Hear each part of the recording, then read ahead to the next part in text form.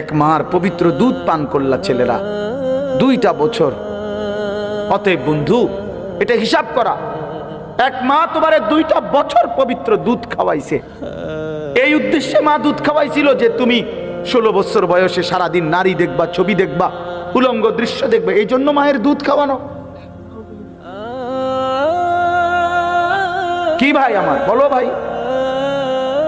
9টা মাস লাগাইয়া মা গর্ভে ধারণ করছে তোমার মতো একটা সন্তানকে, বিনিময়ে শুধু নারী ছবি, উলঙ্গ দৃশ্য আর এই সমবয়সী বন্ধুদের সাথে আড্ডা দেওয়া। এই জন্যই এটাই কথা ছিল।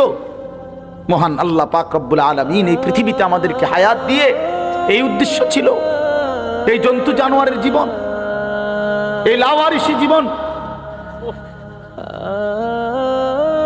অতএব দোস্ত আমার, বন্ধু আমার,